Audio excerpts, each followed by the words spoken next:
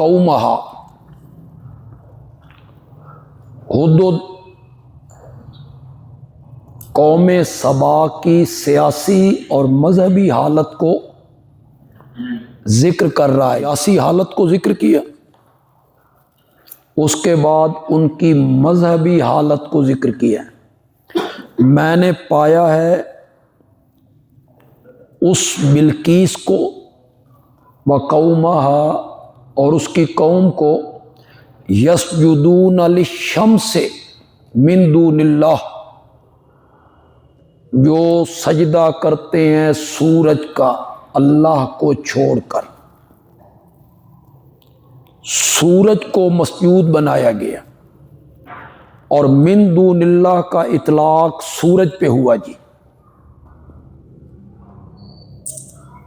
جو لوگ کہتے ہیں کہ من دون اللہ سے بت مراد ہوتے ہیں، وہ ان آیات پہ غور فرمائیں۔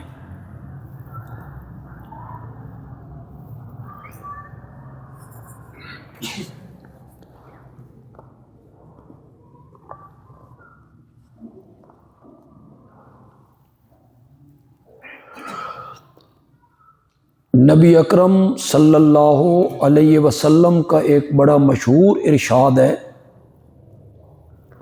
آپ نے انتقال سے پہلے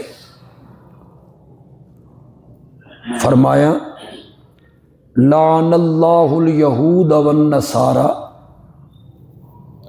اتخذوا قبور انبیائہم مساجدا، اللہ کی لعنت ہو یہودیوں پر اور عیسائیوں پر جنہوں نے اپنے اپنے نبیوں کی قبروں کو سجدہ گاہ بنا لیا۔ کتنے دھڑلے سے کہا جاتا ہے وہ بت پوجتے تھے، اور قرآن نے غیر اللہ کی پکار سے جہاں جہاں منع کیا ہے وہ بتوں کے بارے میں۔ اور امام الانبیاء کیا فرما رہے ہیں کہ یہود و نصارہ جو تھے وہ اپنے اپنے نبیوں کی قبروں کو سجدہ گاہ بناتے تھے۔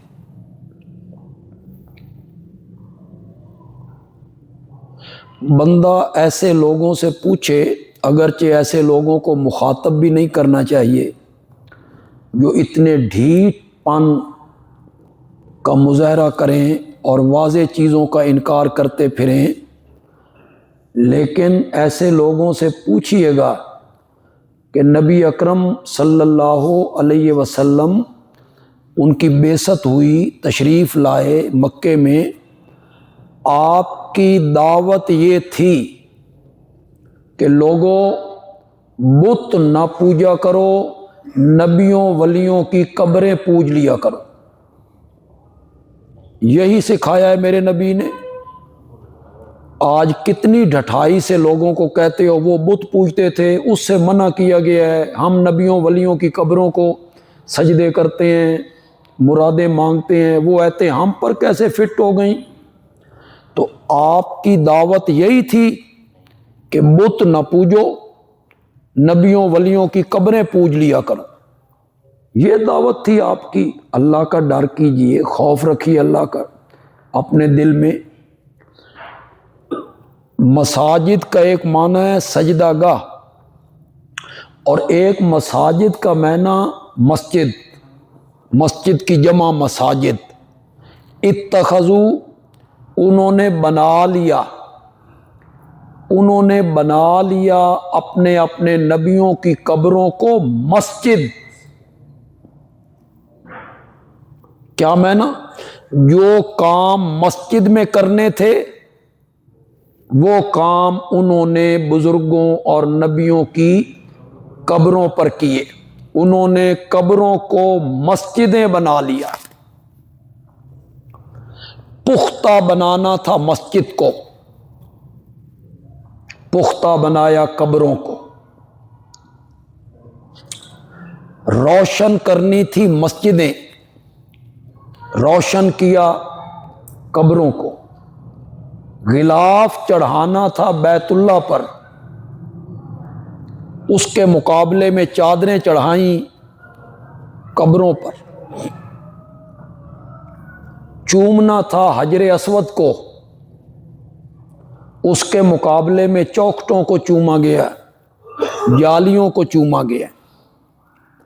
ایک دن مقرر تھا، مشرق مغرب شمال جنوب کے لوگ اکٹھے ہو کر مکے آئیں، حج کریں حج، اس کے مقابلے میں بزرگوں کے عرس ایجاد کیے گئے۔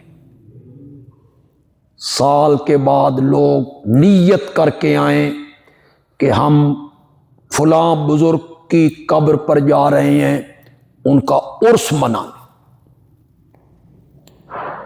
بڑی مدت کی بات ہے، میرا خیال ہے میں پڑھتا تھا، لیکن انتہا کی کتابیں، اوپر والی کتابیں پڑھتا تھا۔ تو ہمارے دوست تھے جھنگ کے، انہوں نے کہا بھائی ادھر ایک جگہ ہے، وہاں جلسہ ہے 10 محرم کو، تو آپ آئیں۔ تو میں چلا گیا۔ وہ جگہ تو میرے ذہن میں اب نام نہیں آ رہا ہے، لیکن جب ہم اڈے پہ پہنچے، جو بس بھی آئے وہ کہیں یہاں سے سلطان باؤ جائیں گے، سلطان باؤ سے آگے آپ بس کوئی لے لیں، چلے جائیں، مل جائے آپ کو۔ تو ہر بس سلطان باؤ، عرس لگا ہوا تھا۔ کیا کرتے، ایک ایبٹ آباد سے بس آ رہی تھی، اس میں زائرین تھے، وہ جا رہے تھے، ایبٹ آباد سے آئے اور وہ حضرت سلطان باہو کی قبر پہ جا رہے ہیں، ہم اس میں چڑھ گئے۔ تو وہ جو لوگ تھے نا، وہ شروع ہو گئے، باہو، حق باہو، سچ باہو، بے شک باہو۔ میں نے کہا ہو، یہ بالکل نقالی ہے، لبیک اللہم لبیک لا شریک لک، اس کی نقالی ہو رہی ہے، حق باہو، سچ باہو، بے شک باہو، ورد کرتے ہوئے جا رہے۔ ہر تعظیم جو اللہ کے گھر پہ خرچ کرنی تھی، وہ انہوں نے کہاں خرچ کی؟ قبروں پہ۔ اس کے باوجود بالکل خیریت ہے، اہل سنت والجماعت ہے۔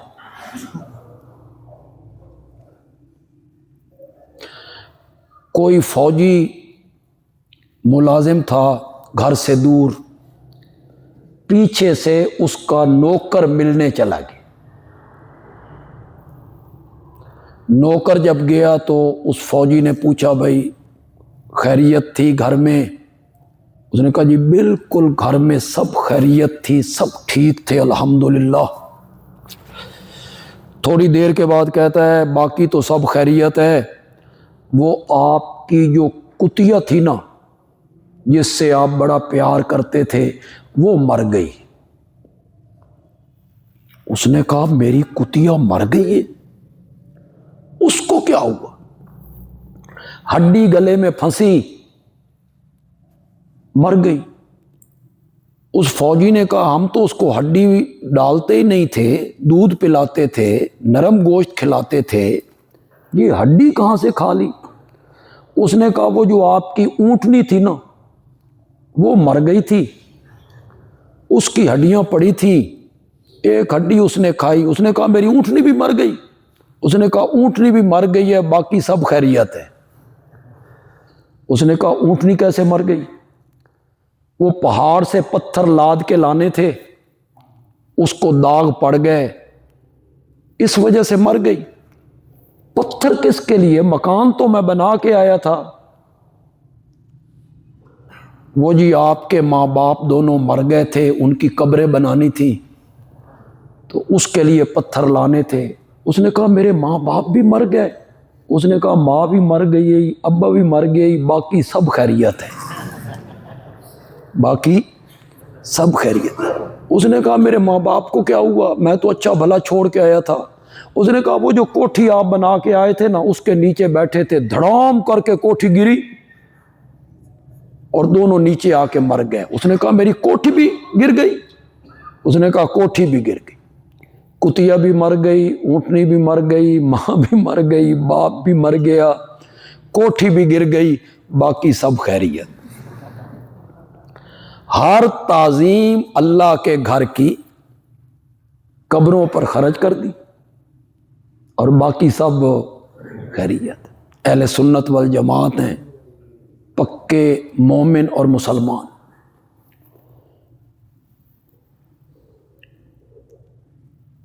پھر میرے آقا نے دو چیزیں بیان کی، لا تجعلوا قبری عیدا، میری قبر کو میلہ گاہ نہ بنانا۔ اللہم، یہ ذرا آپ نے غور کرنا ہے جی، شاید اس سے پہلے اس طرف آپ کی توجہ نہیں ہوگی، حدیث آپ نے سنی ہوگی، یہ حدیث آپ نے سنی ہوگی، علماء بیان کرتے ہیں، لیکن اس طرف شاید توجہ کسی نے نہ دلائی ہو۔ اللہم لا تجعل قبری وثنا، اے میرے اللہ میری قبر کو بت نہ بنانا۔ وثنن کا کیا معنی ہے؟ جس کا جمع اوثان ہے، کیا معنی ہے؟ مولا میری قبر کو بت نہ بنانا۔ کس کو؟ قبر کو۔ یا رسول اللہ قبر اور آپ کی قبر یہ بت کیسے بن سکتی ہے؟ فرمایا یعبد، جس کی پوجا پاٹ شروع ہو جائے، وہاں سجدے ہونے لگیں، نظر و نیاز چڑھائی جائے، وہاں آ کے غیر اللہ کی پکاریں کی جائیں، مولا میری قبر کو بت نہ بنانا۔ یعبد، جس کی کیا شروع ہو جائے؟ پوجا پاٹ۔ تو کیا سمجھ آئی اس حدیث سے؟ کیا سمجھ آئی اس حدیث سے؟ سمجھ آیا جس قبر کی پوجا پاٹ ہو وہ قبر کیا ہوتی ہے؟ بت ہوتی ہے۔ کس نے کہا؟ میں کہہ رہا ہوں، یہ امام الانبیاء فرما رہے ہیں، اللہم لا تجعل قبری وثنا، مولا میری قبر کو بت نہ بنانا، جس کی پوجا پاٹ شروع ہو جائے، جس قبر کی پوجا پاٹ ہو اس پر سجدے ہونے لگیں، نظریں چڑھانے لگیں، نیازیں چڑھاوے پکاریں، تو وہ قبر کیا ہو گئی؟ بت ہو گئی۔ تو ہمارے دوستوں کو ناراض نہیں ہونا چاہیے، ہم بتوں والی ایتیں بت پرستوں ہی پر فٹ کرتے ہیں، اس لیے کہ جس قبر کی پوجا پاٹ شروع ہو جائے اس قبر کو میرے نبی نے کیا فرمایا ہے کہ وہ قبر کیا ہے؟ اولئک اذا مات فیہم الرجل الصالح بنوا علی قبرہ مسجدا وصوروا فیہ تلک الصور اولئک ہم شرار الخلق عند اللہ۔ اولئک، وہ لوگ، اذا ماتا، جب مر جاتا تھا، فیہم، ان کے اندر، الرجل الصالح، کون؟ تم کہتے ہو وہ بت پوجتے تھے، میرے آقا کا یہ کتنا واضح فرمان ہے، اولئک اذا مات فیہم الرجل الصالح بنوا علی قبرہ مسجدا، اس کی قبر پہ کیا بنا لیتے تھے؟ مسجد، وصوروا فیہ تلک الصور، اور اس بزرگ کی تصویریں لٹکا دیتے تھے، اولئک ہم شرار الخلق عند اللہ، اللہ کی تمام مخلوقات میں سے بدتر لوگ یہی لوگ تھے جو بزرگوں کی قبروں کے پجاری تھے۔ ان حدیثوں سے کیا ثابت ہوا؟ وہ بت نہیں پوجتے تھے، نیک لوگوں کی قبریں پوجتے تھے۔ میرے آقا نے دعا مانگی، مولا میری قبر کو بت نہ بنانا جس کی پوجا پاٹ ہو، ام المومنین حضرت سیدہ عائشہ رضی اللہ تعالی عنہا فرماتی اگر مجھے تمہارے نبی کی یہ دعا ذہن میں نہ ہوتی اور مجھے خطرہ نہ ہوتا تو میں آپ کو کھلے میدان میں دفن کروا دیتی تاکہ قیامت تک آنے والے لوگ اپنے پیارے پیغمبر کی قبر منور کی زیارت کرتے رہیں، لیکن آپ کی یہ دعا تھی کہ مولا میری قبر کو محفوظ کرنا، میری قبر کو بت تو پھر اللہ نے کیسے محفوظ کیا؟ سبحان اللہ۔ کون پہنچے وہاں؟ اندر قبر منور ہے، حضرت عائشہ کا حجرہ ہے، نور الدین کی دیوار ہے، باہر جالیاں ہیں، پتہ نہیں ہم کتنے دور کھڑے ہیں قبر سے۔ اب جالیوں سے بھی انہوں نے 5 فٹ پیچھے، پہلے ہم قریب چلے جاتے تھے، اب وہاں سے بھی پیچھے۔ میں جب پہلی دفعہ حج پہ گیا نا، یہ کوئی ریاکاری کے لیے نہیں کہہ رہا ہوں کہ پہلی دفعہ گیا، اللہ بچائے محفوظ فرمائے، سن 1987 کی بات ہے، سن 1987۔ بڑا مزہ آیا اس وقت۔ اب تو اتنا رش ہو گیا ہے، الامان والحفیظ۔ آپ کے قدمین کی طرف جو جگہ ہے نا، قدمین کی طرف، یہاں سے سلام کر کے نا اس جگہ پہ ہم آ جاتے تھے، کھلی تھی وہ جگہ، سلام کیا، وہ اتنی پرسکون جگہ تھی آپ کے قدمین کی طرف۔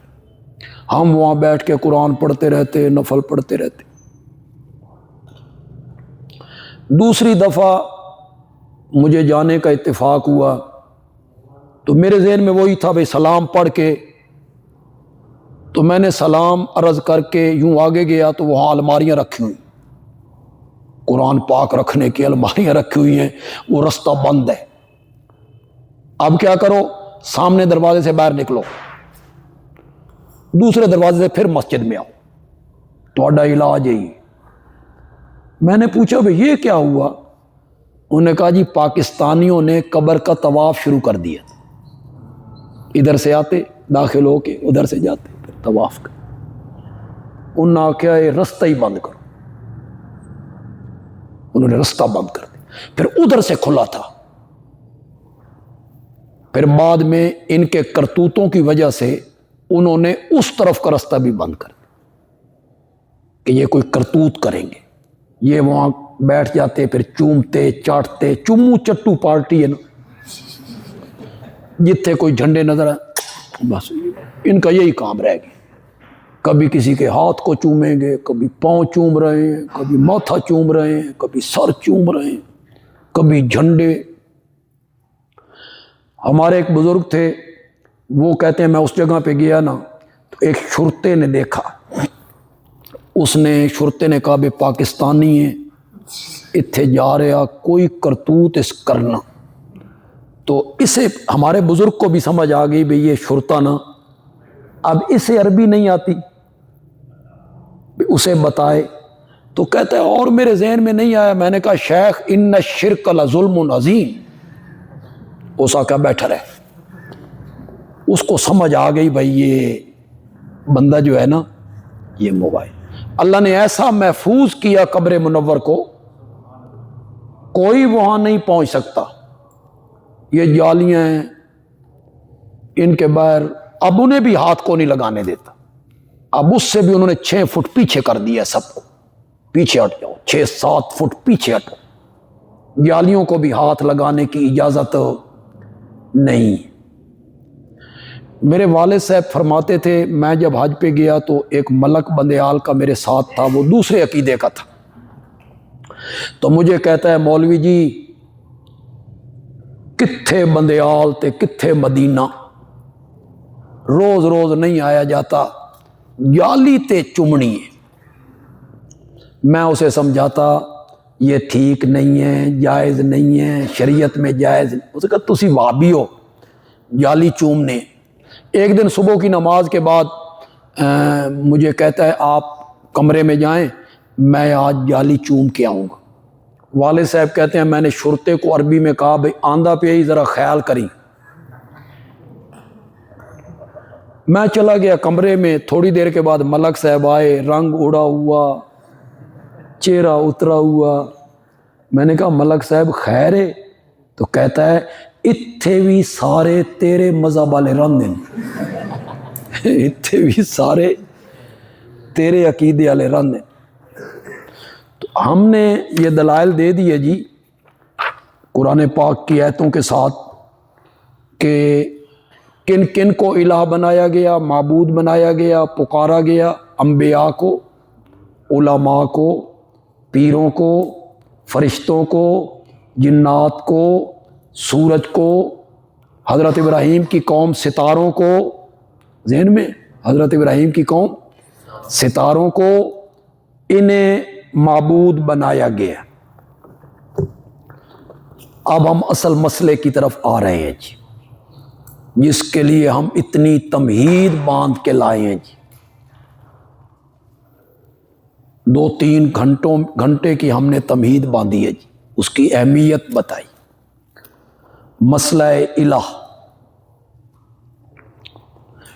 پہلے دن کوہ صفا پہ میرے آقا نے جو دعوت دی وہ کوئی لمبی چوڑی تقریر نہیں ہے، نہ کوئی تمہید ہے، 4 لفظوں میں وہ دعوت ہے جی۔ قولوا لا الہ الا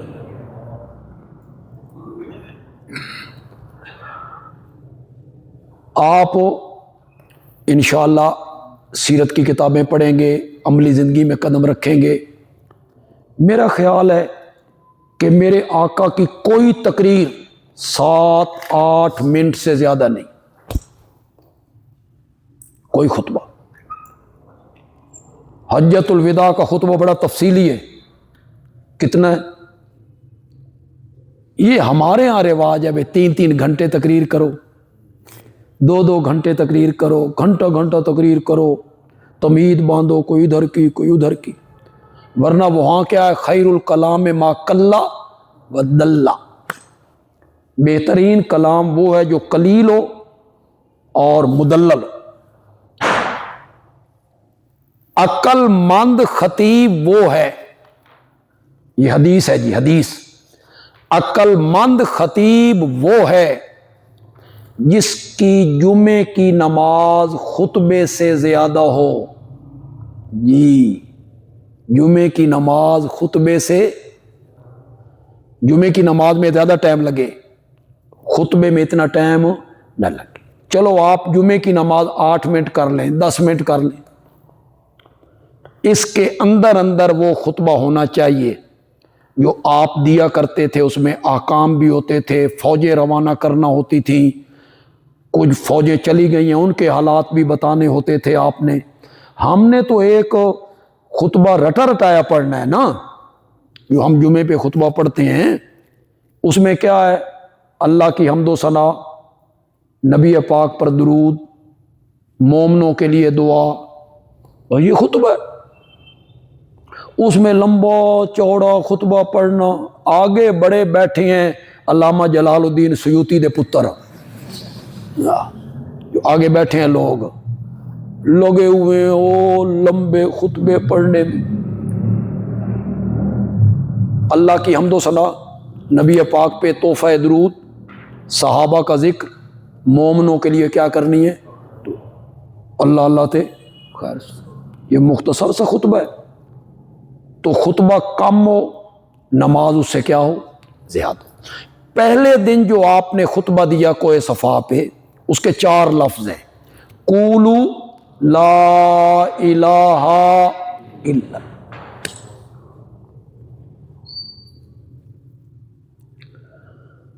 اب آپ کوئی بے علم تو نہیں، سب پڑھے لکھے، آپ اہل علم، وہ تو ذمہ داروں کو سمجھانے کے لیے ہم لمبی بات بڑی کر دیتے ہیں، مسئلہ الہ سمجھانا ہوتا ہے۔ یہ جو آپ کی دعوت ہے لا الہ الا اللہ، اس میں کہیں آپ کو نظر آ رہا ہے کہ 360 بت جو تم نے بیت اللہ میں رکھے ہوئے ہیں ان کے سجدے نہ کیا کرو. کہیں ذکر ہے؟ کوئی ذکر. جو بت تم نے اپنے گھروں میں پار رکھے ہیں ان کے نام کی نظر و نیاز نہ دو. ہے کہیں؟ لا الہ الا اللہ میں ہے کہیں؟ وہ تمہاری پکاریں نہیں سنتے، نفع نقصان تمہارا ان کے ہاتھ میں نہیں ہے، وہ تمہارے حالات سے واقف ہو نہیں ہے، وہ سجدوں کے لائق نہیں ہے. ہے کہیں؟ لا الہ الا اللہ میں کہیں نظر آ رہا ہے؟ کچھ بھی نظر نہیں آ رہا. پھر انہیں تکلیف کیوں ہوئی؟ سیخ پا کیوں ہوئے؟ پتھر انہوں نے اٹھا لیے اور آپ پر برسانے شروع کر دیے. ساحر، کذاب، مجنون، یہ فتوے انہوں نے لگائے. قتل کر دو، شہر سے نکال دو، اس کے مشورے ہوئے. بدر، اود، خندق لڑائیاں لڑی گئی. کیوں تکلیف ہوئی انہیں؟ میرا نبی ان کے ٹھاکروں کا نام نہیں لیتا. میرا نبی یہ نہیں کہتا کہ ان کو پکارو نہیں، ان کے سجدے نہ کرو، ان کی نظریں نہ دو، ان کی نیازیں نہ دو. وہ نفع نقصان کے مالک نہیں ہیں. ان میں سے کوئی بات میرے نبی نہیں کہتے. پھر تکلیف کیوں ہوئی؟ تکلیف اس لیے ہوئی کہ وہ عربی دان تھے. عربی ان کی مادری زبان تھی. وہ الہ کا معنی، وہ الہ کا مفہوم جانتے تھے. وہ جانتے تھے الہ کون ہوتا ہے، الہ میں کون کون سی صفتیں پائی جاتی ہیں، وہ جانتے تھے. انہوں نے محسوس کیا کہ پیچھے لا ہے، آگے الہ ہے، اور اللہ کے ساتھ بچا ہے تو صرف اللہ. انہوں نے سمجھ آ گئی اس کلمے کا مطلب یہ ہے کہ جو 360 بیت اللہ میں رکھے ہوئے ہیں انہوں دے پلے. وہ الہ کا معنی جانتے تھے، الہ کا مفہوم جانتے تھے. ہماری زبان اردو ہے، پنجابی ہے، پشتو ہے، سرائکی ہے. ہم لا الہ الا اللہ بھی پڑھتے رہتے ہیں، قبروں پہ سجدے بھی کرتے رہتے ہیں. ہم کہتے ہیں ہم کوئی ان کو الہ مانتے، الہ تو ہم اللہ کو مانتے. غائبانہ حاجات میں ان کو پکارتے بھی ہیں، لا الہ الا اللہ بھی پڑھتے رہتے. کیوں؟ آج کا کلمہ گو الہ کا معنی نہیں جانتا، اسے بتایا ہی نہیں گیا ہے. بتائیں تو علماء تب جب خود علماء کو پتا ہو الہ کے مفہوم کا اور الہ کے معنی کا. ایک بڑا نام ہے ہمارے ملک میں، قرآن پاک کا درس دیتے تھے، اور دعویٰ بھی ہے کہ ہم قرآن کی خدمت کرتے ہیں، رجوع الی القرآن. کام بھی بڑا کیا. میں نے ان کی ایک تقریر سنی علم غیب کے موضوع پر. خدا گواہ میں دنگ ہو گیا. میں نے کہا ہو، ان حضرت کو ابھی تک علم غیب اور اطلاع علی الغیب میں ایک فرق بھی پتہ کوئی نہیں کہ علم غیب کیا ہوتا ہے اور اطلاع علی الغیب کیا ہوتی ہے. اس میں تو زمین و آسمان کا فرق ہے. ایک ہے علم غیب، ایک ہے اطلاع علی بعض الغیب. غیب کی کسی خبر پہ اپنے نبی کو اطلاع دے دینا، اس میں بڑا فرق ہے. میں علم غیب کی بحث کروں گا تو اس میں آپ کو سمجھا دوں گا.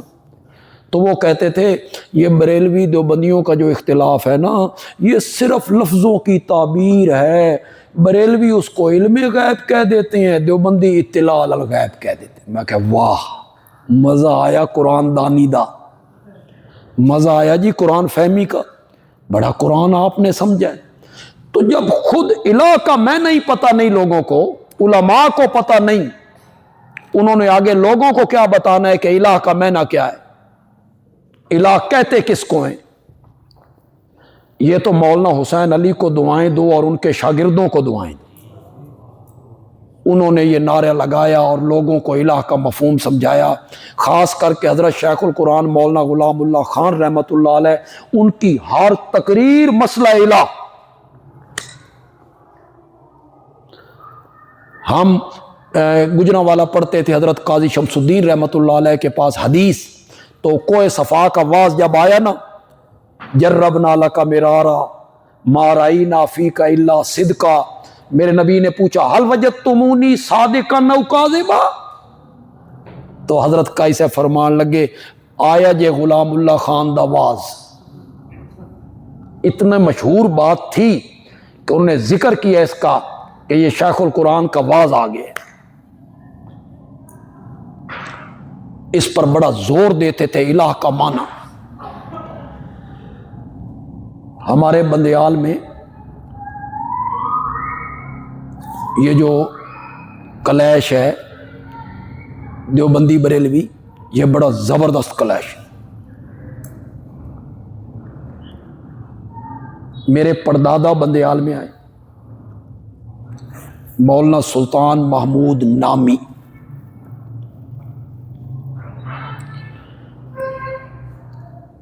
उनने 4 ज़बानों में लुगत की एक किताब लिखी, अरबी, फारसी, उर्दू, पंजाबी। मौलाना सुल्तान महमूद नामी शायर थे बहुत बड़े, फारसी के, उर्दू के, पंजाबी के।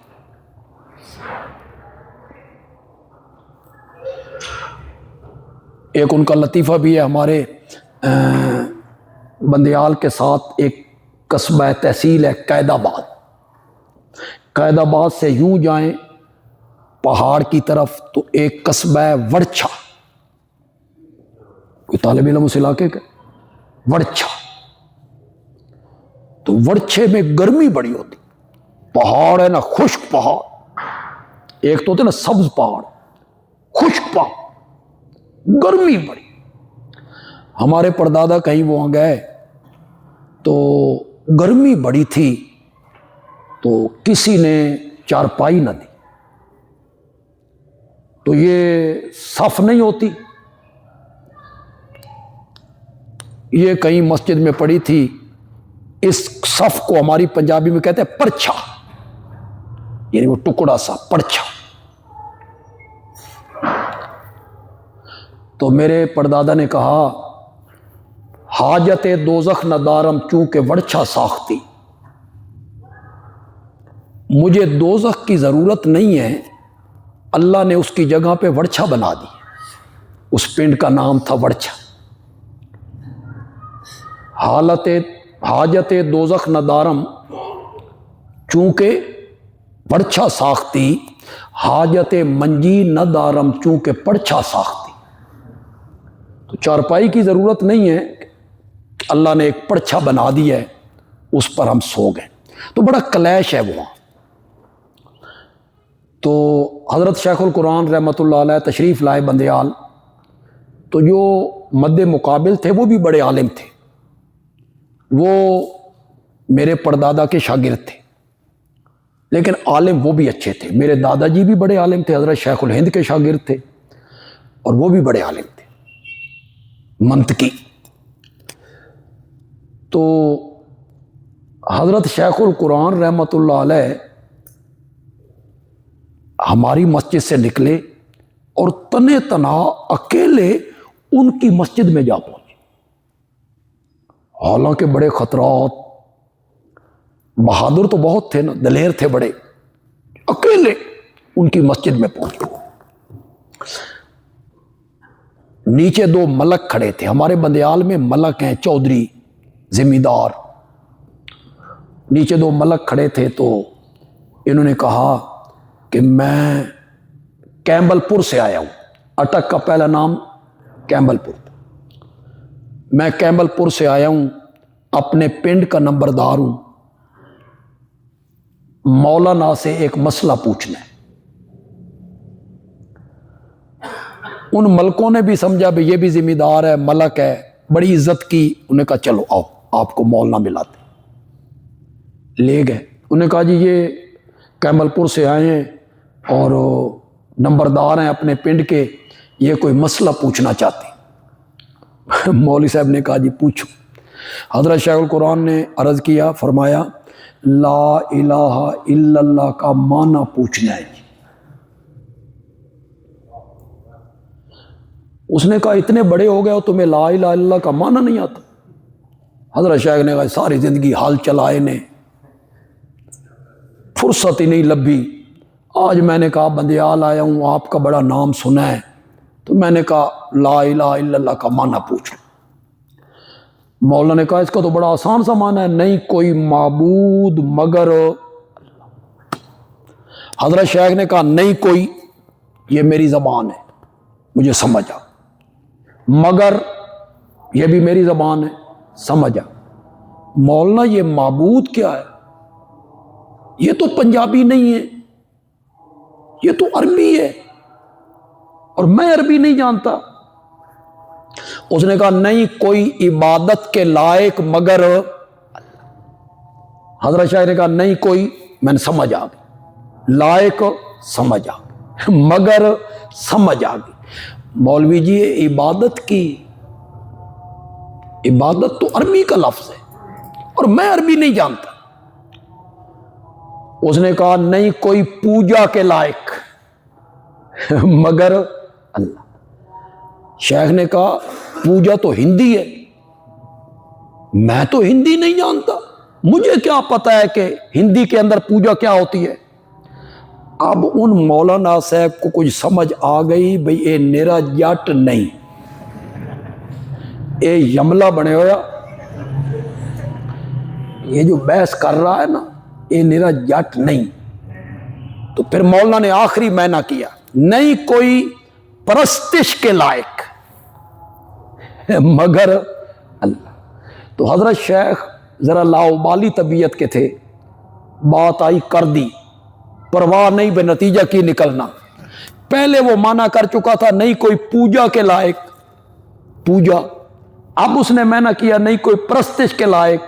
تو حضرت شیخ نے کہا واہ مولوی جی واہ، ایڈی ساری پوجا من سمجھ نہیں آئی، تو ایڈا سارا پرستش کڈ ماریا. یہ پرستش تو فارسی ہے اور میں تو فارسی نہیں جانتا، مجھے تو میری زبان میں سمجھاؤ پنجابی میں. اب وہ کہتا ہے تو مولوی غلام خان تھے؟ نہیں، اسے پتا تھا نا جلسہ ہے ان کا. شیخ نے کہا اسے تو چھوڑ کے میں کون ہوں؟ تو وہ کہتا ہے الہ کیڑا سیگا. شیخ کہتے ہیں اے سیگا کس نال کھادا جاندا؟ اب وہ الجھانا چاہتا ہے. تو اس نے طالب علموں کو اشارہ کیا ضرب یضرب ضربا. شیخ نے کہا بات سنو، یہ مار کے سمجھانا ہی نا تو میں سمجھ گیا، یہ مار کے سمجھانا ہی تے جو انہیں سمجھانا ہی تو من کک سمجھ نہیں آئی. ادھر سے والد صاحب کو پتا چلا، انہوں نے اپنے ملک بھیجے، وہ ہمارے ملک وہاں سے حضرت کو نکال کے بحفاظت لے آئے. تو والد صاحب بڑے بے تکلف تھے حضرت شیخ کے ساتھ. تو والد صاحب نے کہا آپ کیوں گئے تھے، اگر کوئی نقصان ہو جاتا؟ تو والد صاحب نے کہا کوئی جان دا فائدہ ہویا؟ تو حضرت شیخ نے کہا مولانا دو ملکاں دے پیراں تلوں میں زمین کڈ آیا ہی. وہ جو دو ملک تھے نا میرے ساتھ گئے تھے، ان کے پاؤں کے نیچے سے میں نے زمین نکال دی ہے.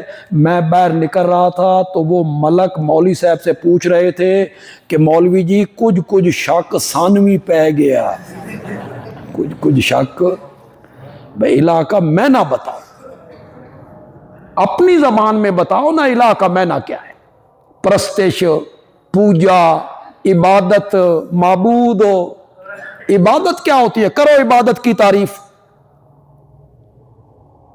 کرو عبادت کی تعریف. کیا ہے عبادت؟ غایت التذلل، غایت الخشوع، عاجزی کی انتہا، یہ جامع تعریف ہے. جس طرح کی عاجزی سجدے میں ہوتی ہے اسی طرح کی عاجزی احرام باندھنے میں ہوتی ہے.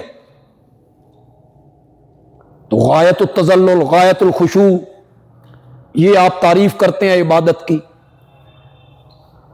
وہاں تو جو سجدے میں عاجزی پائی جاتی ہے وہ قیام میں نہیں، جو رکوع میں پائی جاتی ہے وہ تحیات میں نہیں.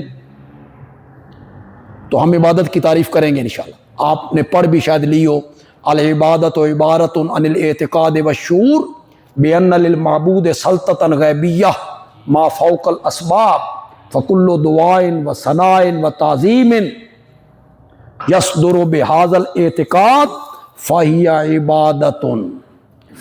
اس کی میں تشریح کر دوں گا انشاءاللہ. ابن قیم نے مدارج السالکین میں عبادت کی یہ تعریف کی اور حضرت صاحب نے اس کو پسند فرمائے.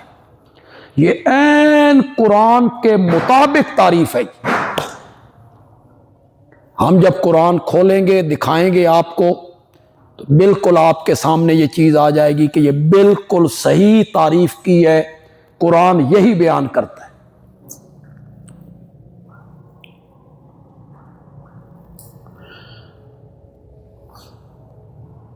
ابھی شروع کر لیں، تھوڑا سا ابتدا کر لیتے.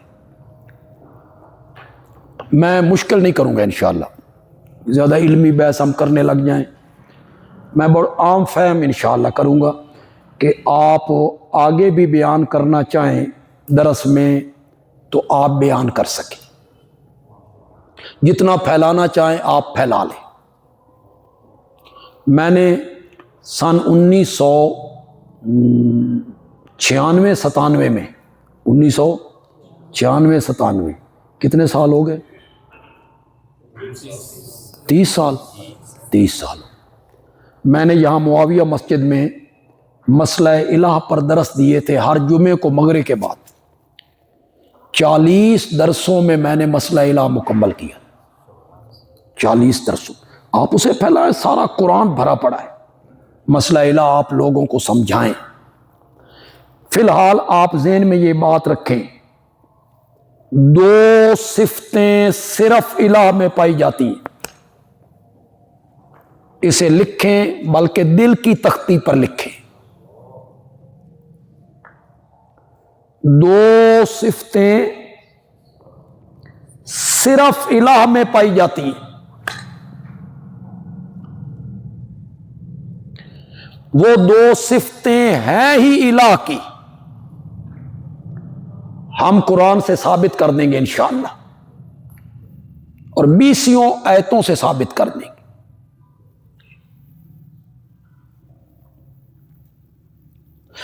پہلی صفت عالم الغیب ہونا.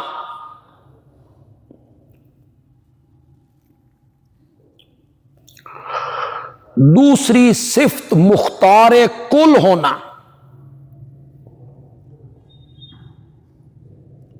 مختار کل کو آپ جتنا پھیلا لیں، متصرف، مالک، قادر، نفع نقصان کا مالک، ہر چیز کا مالک، دے نہ دے. یہ صفت جو ہے یہ الہ کی صفت ہے. الہ کی، کس کی؟ الہ. عالم الغیب وہ جو تسلط غیبی ہے. تسلط غیبی، عالم الغیب ہونے کا مطلب یہ ہے کہ جس کے نام کی میں نظر و نیاز دے رہا ہوں یا جس کے سامنے سجدہ ریز ہوں یا جس کو میں مصیبت میں پکار رہا ہوں، میں اس کو نہیں دیکھ رہا اور وہ مجھے. یہ ہے تسلط غیبی.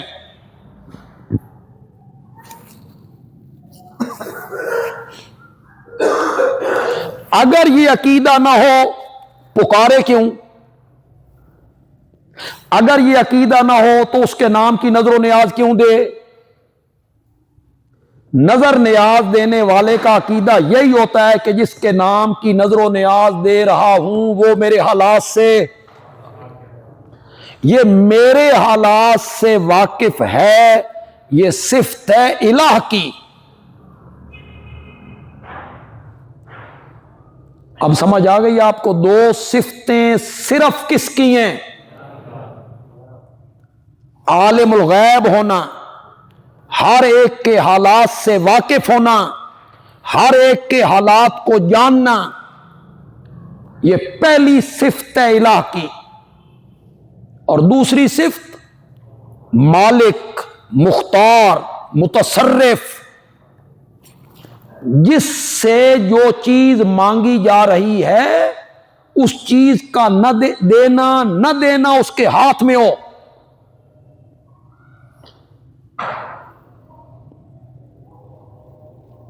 مختار کل، یہ دو صفتیں صرف الہ کی ہیں۔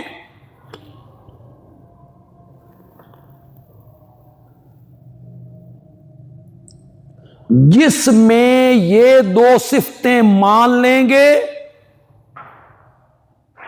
یا دو میں سے ایک صفت مان لیں گے، اس کو کیا مان لیا؟ الہ مان لیا۔ چاہے زبان سے کہے یا نہ کہے، نہ کہے زبان سے، کوئی ضروری نہیں کہ وہ زبان سے بھی کسی کو الہ کہے۔ الہ والی صفت جس میں مان لے گا اسے کیا مان لیا؟ الہ مان لیا۔ اس کی میں آپ کو ایک مثال دے دیتا ہوں۔ آج ہی ہم نے پڑھی ہے سورۃ توبہ آیت نمبر 31، اتخذوا احبارہم ورہبانہم اربابا، عیسائیوں نے اپنے مولویوں اور پیروں کو اللہ کے سوا رب بنا لی۔ یہ قرآن ہے۔ حاتم طائی کا بیٹا عدی عیسائی مذہب چھوڑ کے مسلمان ہو گئے، ساری زندگی عیسائیت میں گزاری، نام ہے اس کا عدی رضی اللہ تعالی۔ انہوں نے یہ آیت پڑھی کہ عیسائیوں نے اپنے مولویوں اور پیروں کو کیا بنا لیا؟ رب۔ اس نے نبی پاک سے عرض کی، یا رسول اللہ، ہم عیسائیوں میں سے کوئی بندہ نہیں ہے جو اپنے مولویوں کو رب کہے اور پیروں کو رب کہے، کوئی بندہ نہیں ہے عیسائیوں میں، یہ قرآن کیا کہہ رہا ہے؟